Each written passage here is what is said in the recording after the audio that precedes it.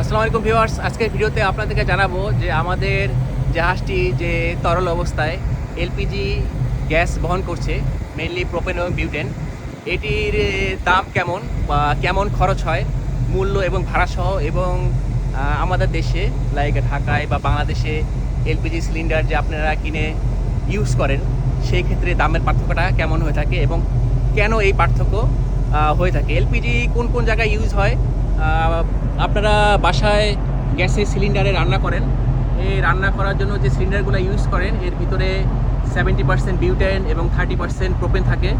তাছাড়া হোটেলে রান্না করার জন্য এলপিজি ইউজ হয়, কলকারখানায় ইউজ হয়, এমনকি গাড়িতে ফুয়েল হিসেবেও এলপিজি ইউজ করা হয়। আপনাদেরকে আরেকটি ভিডিওতে জানিয়েছি যে প্রতি মেট্রিক টন এলপিজির বর্তমান বাজার মূল্য স্পেশালি প্রোপেনের $580 এবং পরিবহন কস্ট প্রায় $100। সো প্রতি মেট্রিক টন প্রোপেনের দাম এখন পরিবহন কস্ট প্রায় $680 করে পড়ে। আপনাদের বোঝার সুবিধার্থে আরেকটু ইজি করে দেই, প্রায় 1000 কেজিতে 1 মেট্রিক টন ধরা হয়ে থাকে। এখন এই $680 যদি 1000 কেজিতে ভাগ করা হয় তাহলে প্রতি কেজির দাম পড়ে প্রায় $0.68 বা 68 সেন্ট। আমরা বাসায় সিলিন্ডারে রান্না করার জন্য যে ব্যবহার করে থাকি সেই সিলিন্ডারগুলো ইউজুয়ালি 12 কেজি হয়ে থাকে। তো $0.68কে 12 দিয়ে গুণ করলে এটি মার্কিন ডলারে আসে প্রায় $8.12 মার্কিন ডলার। বর্তমান বাজারে প্রতি মার্কিন ডলারের দাম প্রায় 125 টাকা। সো এই $8.12 মার্কিন ডলারকে 125 দিয়ে গুণ দিলে প্রায় 1020 টাকা হয়। তাহলে দাঁড়ালো যে 12 কেজি এলপিজি আমরা যে জাহাজে করে নিয়ে যাচ্ছি এটির দাম এবং ভাড়া সহ প্রায় 1020 টাকা পড়ে। আমি ওয়েবসাইট ঘেটে যতটুকু জানতে পেরেছি যে বাংলাদেশে এখন 12 কেজি সিলিন্ডারের দাম 1528 টাকা। আমার জানায় ভুল হতে পারে, বা প্রায় যেহেতু আপ ডাউন হয় বেশিও বা কম হতে পারে। এখন এই 1020 টাকার এলপিজি বা প্রোপেন বা বাসায় পৌঁছতে পৌঁছতে 1580 টাকা কেন হলো?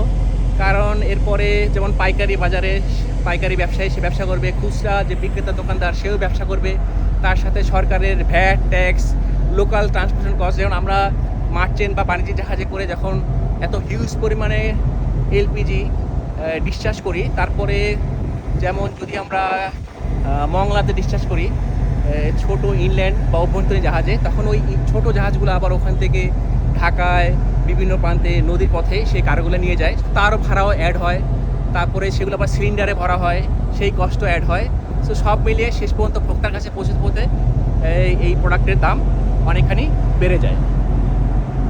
আমি সবগুলো টার্মোলজি খুব সহজভাবে বাংলায় ব্যাখ্যা করার চেষ্টা করেছি।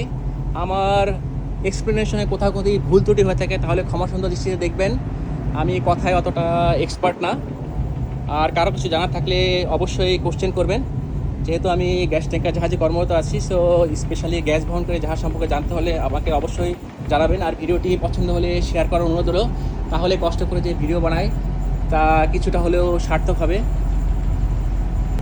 এতক্ষণ আপনাদের সাথে ছিলাম আমি শাকিল, আমার সম্পূর্ণ নাম শাকিল মাহমুদ। যারা আমাকে চেনে নতুন করে পরিচয় দেওয়ার কিছু নেই, শিপ ফেলো শাকিল পেজ থেকে। সো আমার ইনস্টাগ্রাম, ফেসবুক, ইউটিউব, টিকটকে পেজ আছে সেম নামে, চাইলে ফলো করতে পারবেন।